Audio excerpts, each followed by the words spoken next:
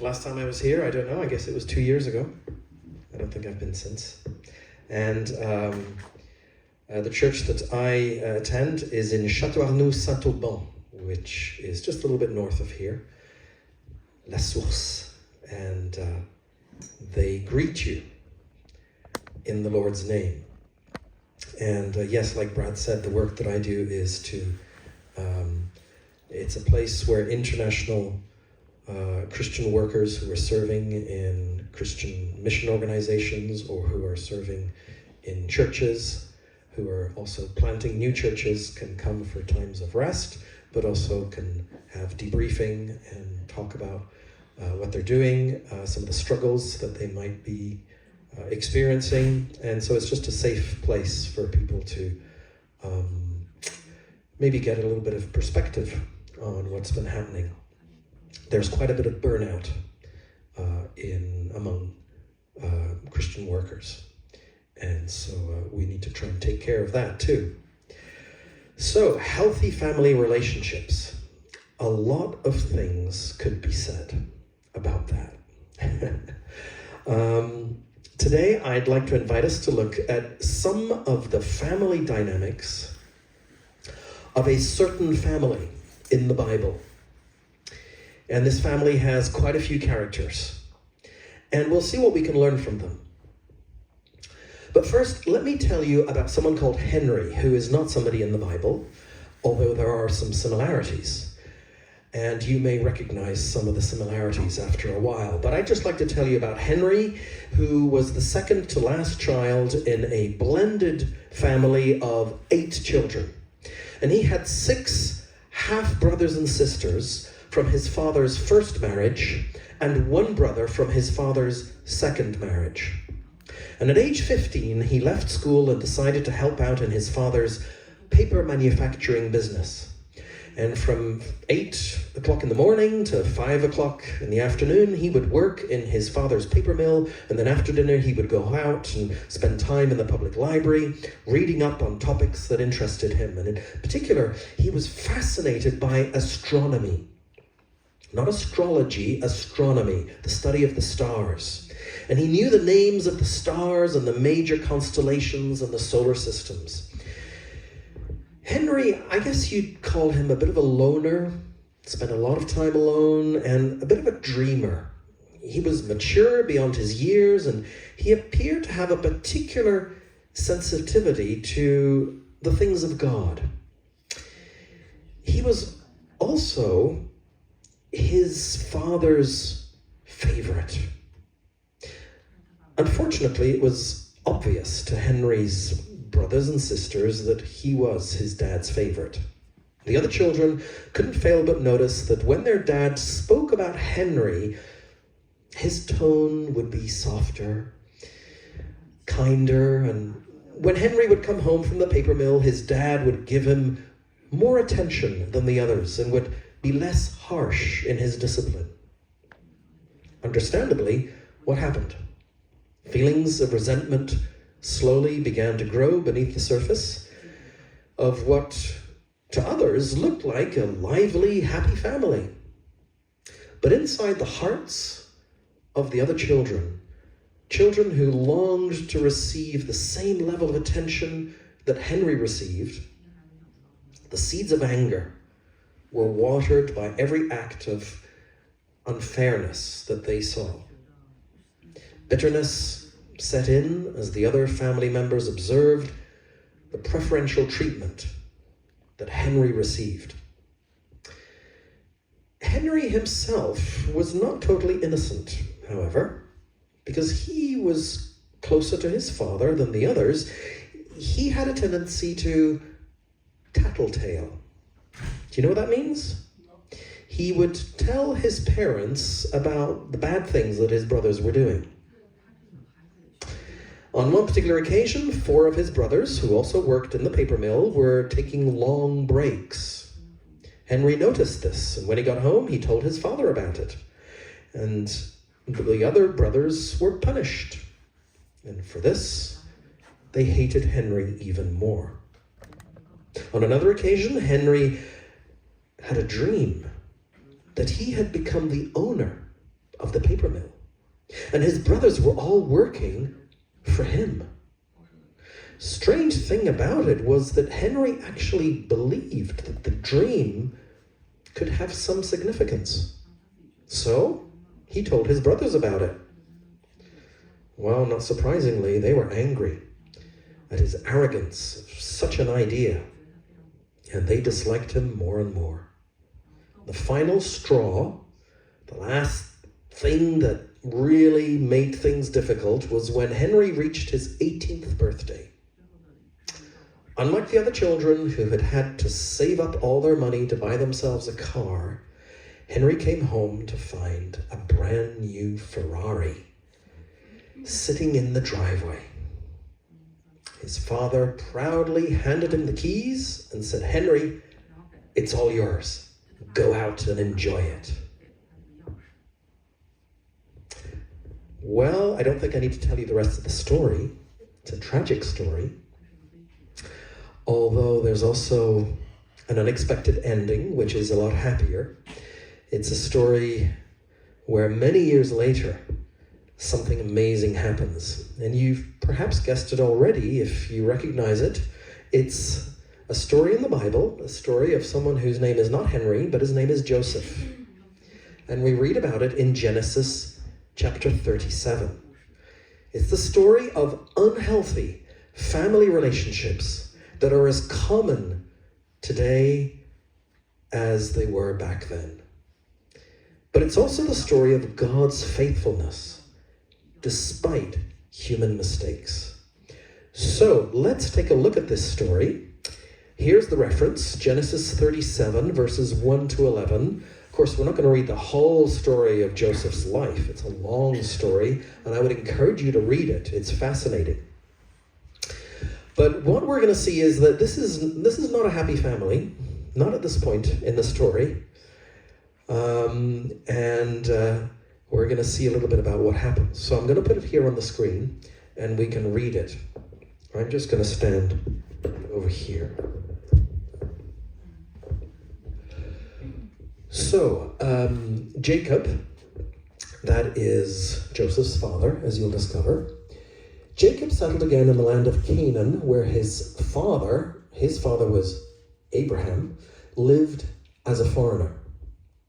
This is the account of Jacob and his family. When Joseph, so that's one of his children, his youngest, I believe. Am I correct or no? Second to youngest, yes. When Joseph was 17 years old, he often tended his father's flocks. He worked for his half-brothers, the sons of his father's wives, Bilhah and Zilpah. But Joseph reported to his father some of the bad things his brothers were doing. Tattletaling. Jacob loved Joseph more than any of his other children, because Joseph had been born to him in his old age. So one day, Jacob had a special gift made for Joseph. It wasn't a Ferrari, but it was a beautiful robe. But his brothers hated Joseph because their father loved him more than the rest of them. They couldn't say a kind word to him.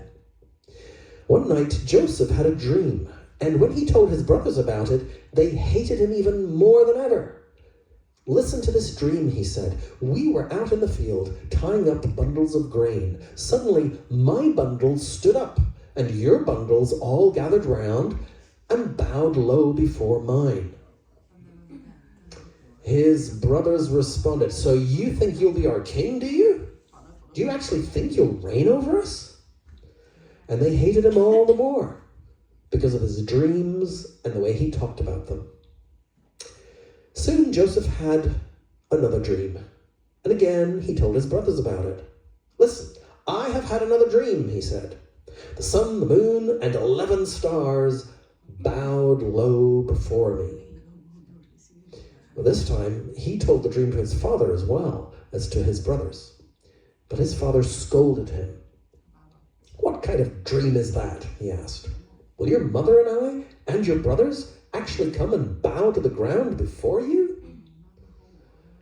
But while his brothers were jealous of Joseph, his father wondered what the dream meant.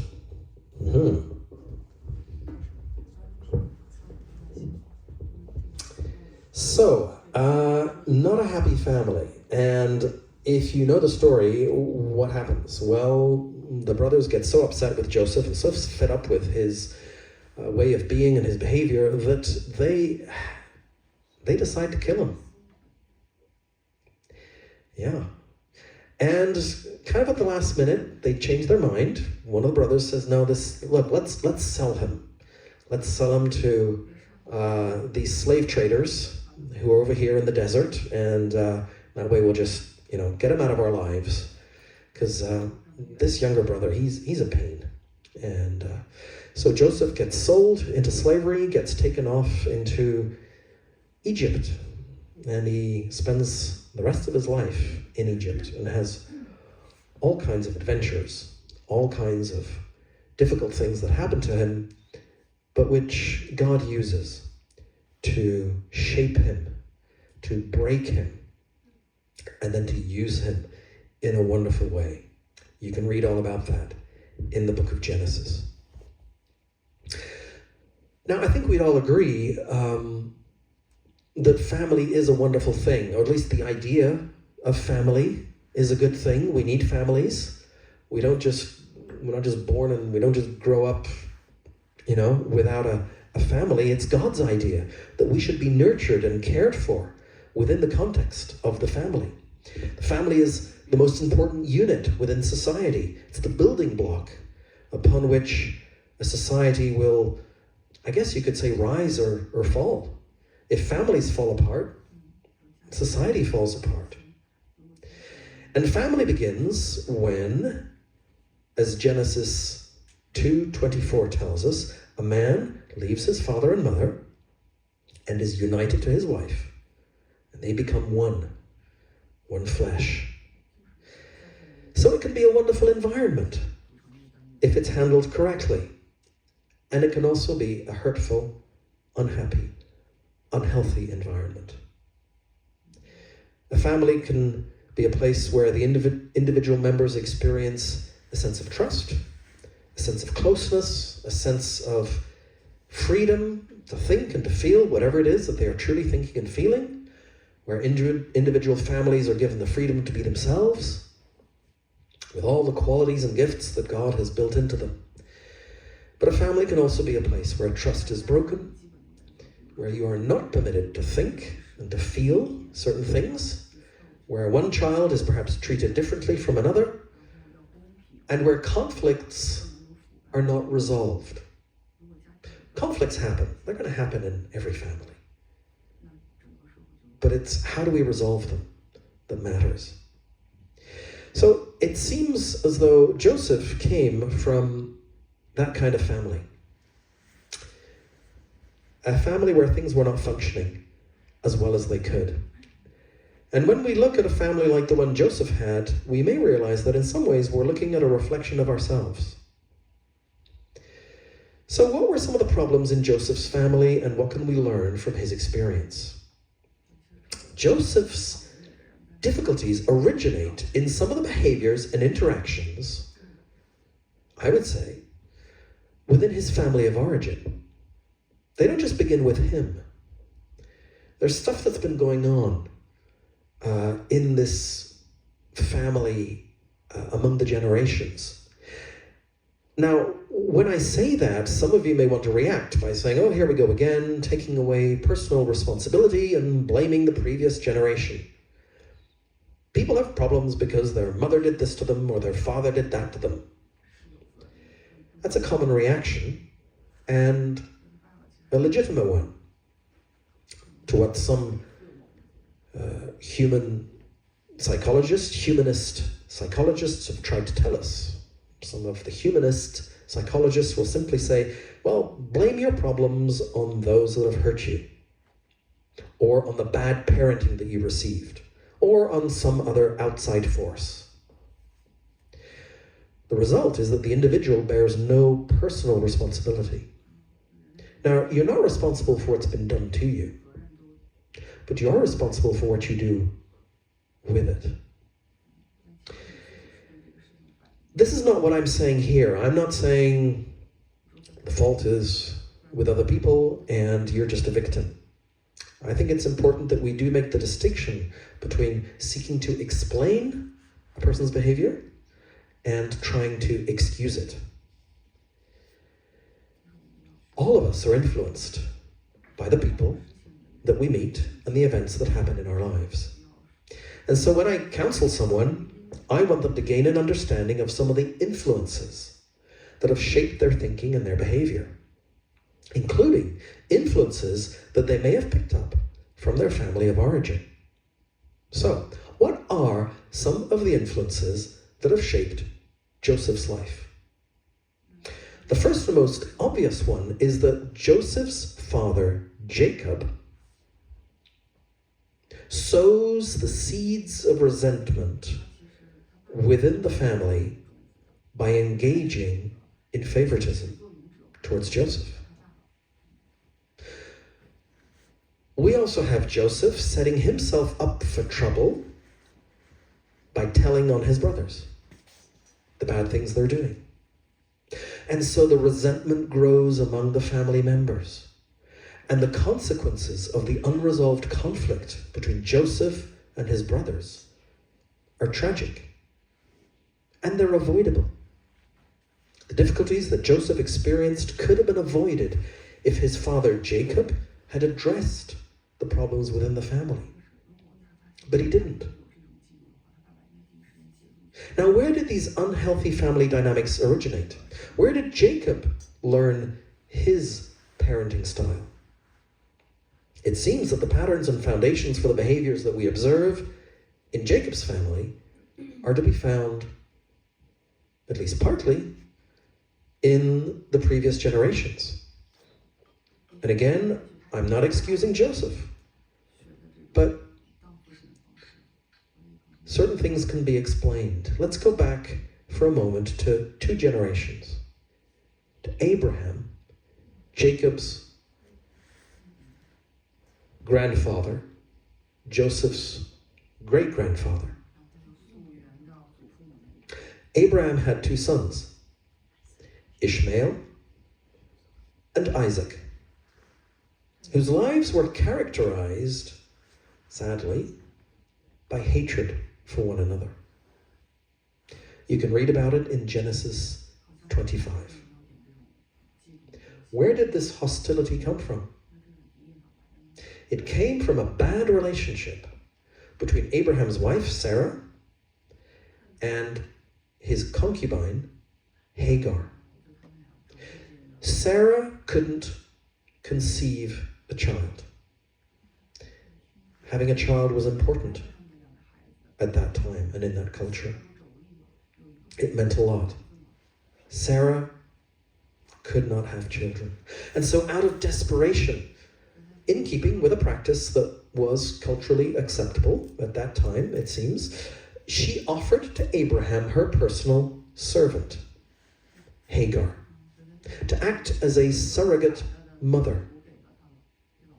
From that union came Ishmael. But Hagar's pregnancy, instead of creating joy for this child that this family is going to welcome, it created jealousy and hostility between Sarah and Hagar. You can read about that in Genesis 16. Did Sarah and Hagar resolve the hostility between them? Did they seek forgiveness and restoration in their relationship? It seems not. Because later, when Sarah did finally conceive, amazingly, and she gave birth to a miracle baby, whom they called Isaac, all the old hatred was rekindled. And you can read about that in Genesis 21, where we see Ishmael, who perhaps would have been in his late teens, mocking his brother Isaac, half-brother Isaac. Genesis 21:8 tells us, the child, Isaac, grew and was weaned, So Isaac is a young baby. He's just been born to Sarah. And on the day he was weaned, that means no longer having his mum's breast milk, Abraham held a great feast.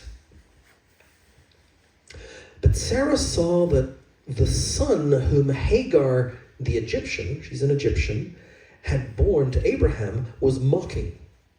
Okay, so who's doing the mocking? It's Ishmael, Hagar's son. And she said to Abraham, get rid of that slave woman and her son Ishmael.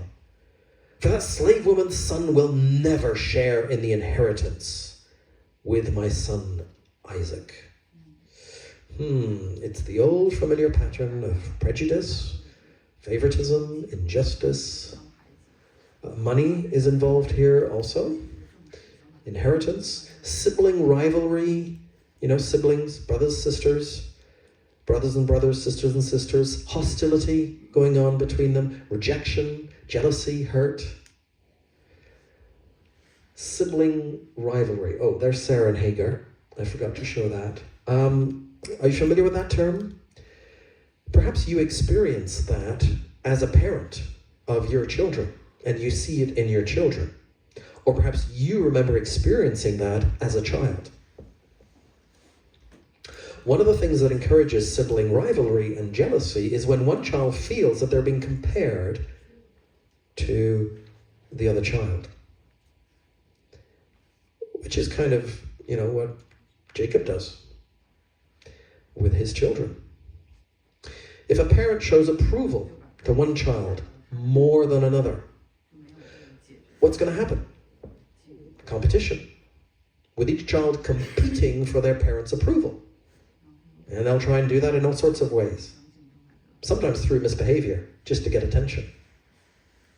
Whatever the reason was for Ishmael's mocking his little brother Isaac, Sarah reacted.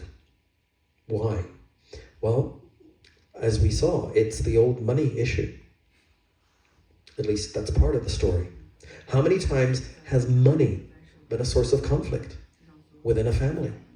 And how often has it been a source of damage to valuable relationships? It's so sad when we see a family rip itself apart over money and possessions. And we put those things above relationship. Sarah saw Ishmael as a potential threat to the inheritance that Isaac would receive. So, she says in verse 10 of what I read earlier, get rid of that slave woman and her son, for that slave woman's son will never share in the inheritance with my son Isaac. And we see that this family is perhaps no different from some other families. We've got sibling rivalry, we've got arguments over money, we've got protectiveness, Sarah protecting the interests of her own son over and against his half-brother Ishmael. We've got issues of power, control, reputation, and influence, as Sarah feels threatened by Hagar, because Hagar is able to bear Abraham a son, whereas for most of her life, she isn't. We have issues of pride and self-worth, as Sarah is jealous of Hagar's accomplishments and perhaps feels inferior to her. And when she does finally give birth to a child, Sarah feels hurt because she still doesn't get the respect that she thinks she deserves. So there's all kinds of tension in this family, and relationships have been allowed to sour. And they were never set right. That's perhaps the worst part of the story. Sarah and Hagar were unwilling to extend forgiveness to each other and live in harmony with one another. They were unwilling to resolve the issues that they had allowed to come between them. Not even for the sake of their own children would they have the maturity and wisdom to resolve their conflict. And so what happens? The cycle is allowed to continue. And as I think about Abraham's family, there are two things that stand out for me. The first is that Abraham, as the spiritual head of the family, never managed to resolve the broken relationship between Sarah and Hagar. Perhaps he tried. Perhaps because we're told that Abraham was greatly distressed. We are told that when Hagar and Ishmael were sent off into the desert, where they might die. And they almost did. But Abraham, for whatever reason, allowed the bitterness and resentment within his family to go on. Things were never set right. The second thing that stands out for me is this. The greatest overall influence that people have on their children does not necessarily come in their role as father or mother, even though that's very important. It comes in how they relate to each other as adults, and in many cases as husband and wife. The behavior of the adults in this story between Abraham and Sarah, Abraham and Hagar, between Sarah and Hagar, is what sows the seeds of disharmony and resentment among the children. They begin to pay the price, but they also start to reproduce some of what has been modeled. And so much of our behavior is learned from what we observe in others, particularly as we grow up. Good behavior is caught rather than taught, particularly in children. When my 3 children were growing up, they would observe how I would behave towards my wife and towards other people. That's what children do. They observe, they see, they watch. The way I would say please and thank you. The way I would help out in the home or fail to help out when I should. They would observe the way I would talk to my wife, the tone of voice, the patience or the impatience. They would learn from me what it is to value and respect their mother. They would learn from their mother what it is to esteem and encourage their father. They would observe the level of affection that we demonstrated towards one another. If they heard me raise my voice, it sent a message. Raising your voice to one who is closest to you is an acceptable form of communication. This then gets stored in their repertoire, and then I have to work hard as a parent to help them unlearn that behavior and help them understand that raising your voice to your spouse is not an acceptable way to speak. But if they see me doing it, it gives that kind of behavior legitimacy. The adults in Abraham's family never resolved their anger towards one another. The bickering and resentment that went on between Hagar and Sarah probably had a profound effect on the children.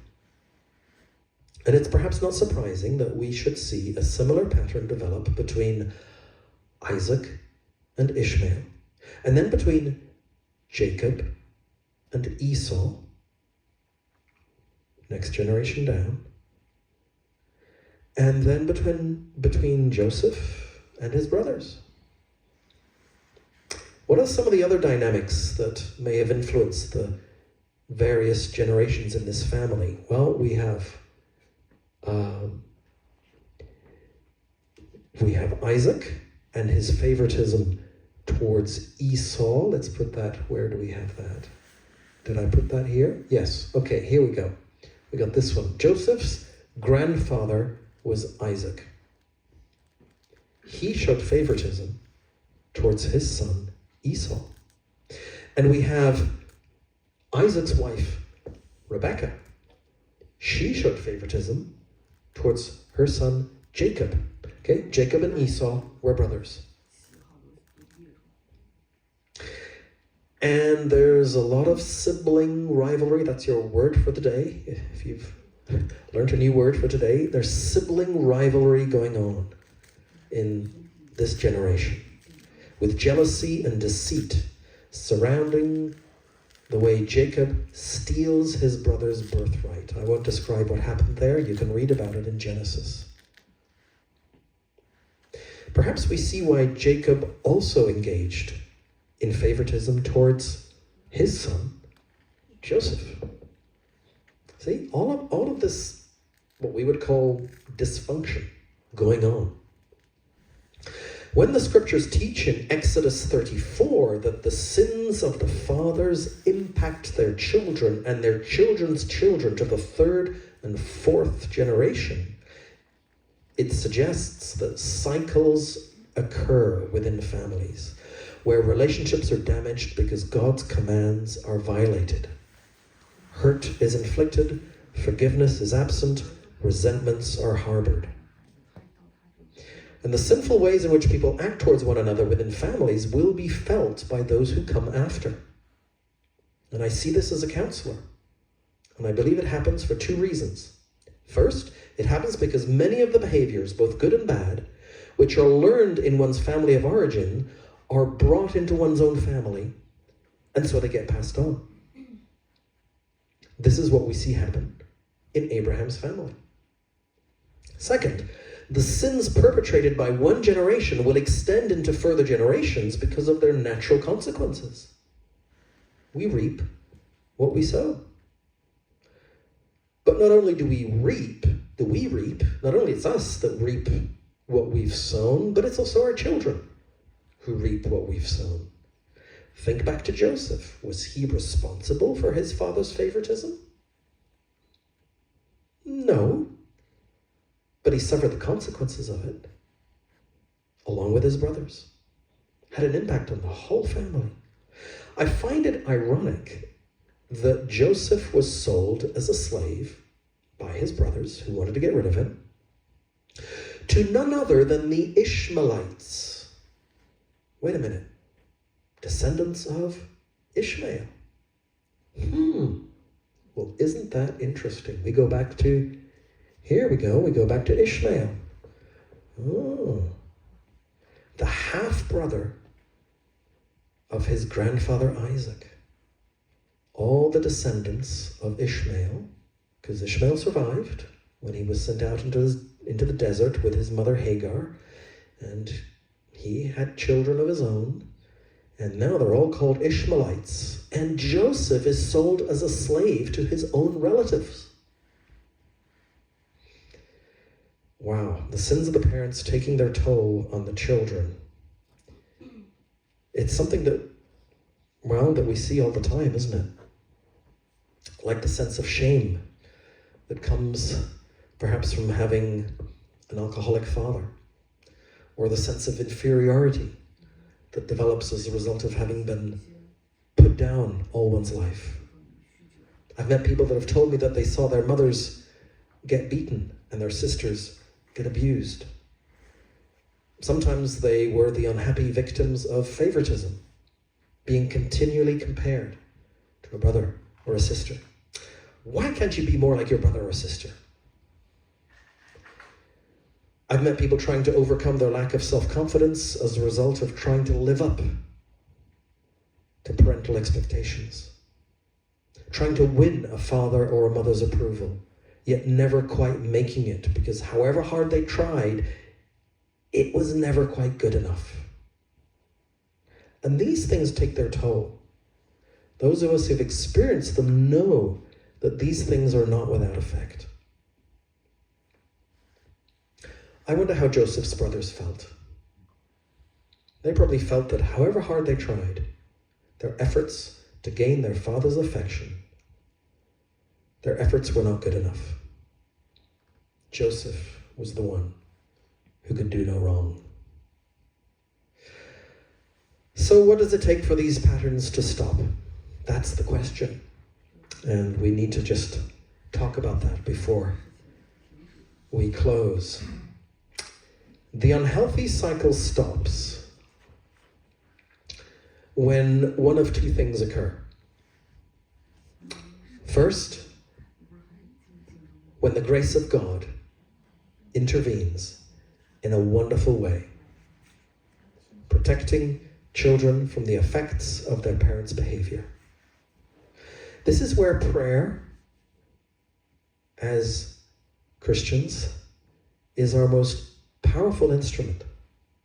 I sometimes find myself praying that my children, who are now grown up, 31, 29, 27 years old, I still pray today that my children will be protected and spared from the effects of my mistakes as a parent.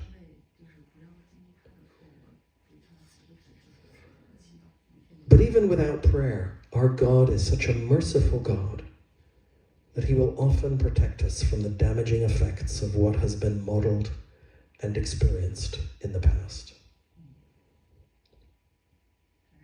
God's grace.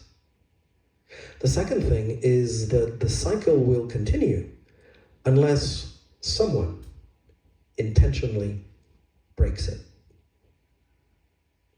This is what Esau did many years later in response to Jacob. I'm not going to go into the details. You can read about it in Genesis 32 and 33. It's an amazing event. Esau and Jacob. Jacob had done wrong to Esau. He had stolen his birthright. Esau, who was the victim of what happened, decided many, many years later that he would remove the wall that was between them. He would no longer bear a grudge against his brother, even though he had been cheated many years before. And Joseph also breaks the cycle of hurt and resentment when his brothers, many years later, end up in Egypt to find food because where they lived there was a huge famine. And he has the maturity and the wisdom to overcome the legacy of all that has happened before. Joseph is no longer the same person. He's changed. He's been broken. He's been changed by God. And he is willing to offer forgiveness to his brothers who had sold him, remember, as a slave. The offer of forgiveness. While Joseph could have chosen resentment and revenge, if you know the story, he had become a powerful person. He was the head of the Egyptian government.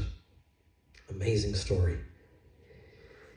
He could have done what he wanted to take his revenge on his brothers.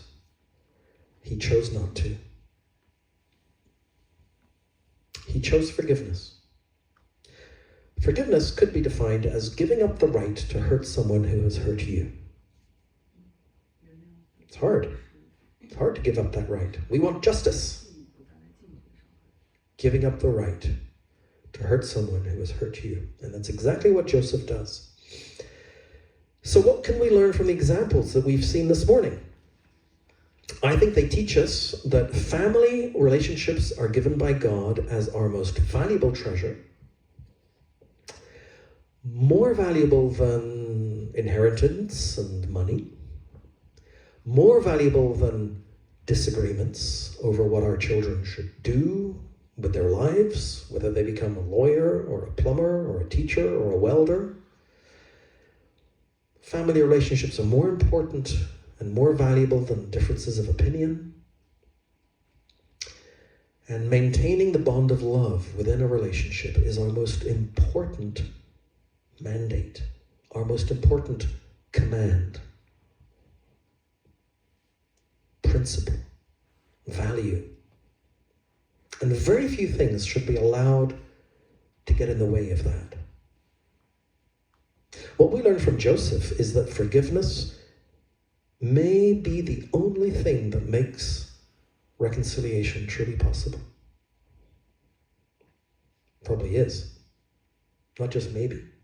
I believe it's the only thing that's going to really work is letting go of what's happened. That's what God has done with us. He has let go of all that he has against us because of our sin, because of the way that we have behaved, all the ways in which we have disappointed God, when he made us to love him back because he loved us first. And he's let go of that. He's let go of it because he put it all onto Jesus at the cross. Jesus carried the weight of all of our mistakes and sins. And God extends forgiveness to us. And with that same forgiveness, he says, well, you're the benefactor of a wonderful thing now. Pass it on. We have this expression, pass it forward, you know. You've maybe heard of that. Just pass it on. So let me close by asking you, is there anyone you need to forgive? Maybe someone in your family. A healthy family is a family where grace is in place. May God give us the willingness and the desire to sit down and talk with the ones we love. If they're willing and open to dialogue, let's be willing to put aside our differences, recognize any hurt that needs to be recognized, and repair, if we can, what needs to be repaired. Not easy. That's not easy to do. But I think what we will gain will be well worth the effort. Should we pray together? Let's close in prayer. Thank you, Lord Jesus, for your patience with me. Help me to be patient with my family. Thank you for your forgiveness and grace when I need it. I can't deserve it, and I don't deserve it, but you give it freely when I ask for it and when I need it. Help me to extend your forgiveness and grace to my family, to my wife, to my children, to my parents, to my brothers, my sisters. And I ask these things in your name.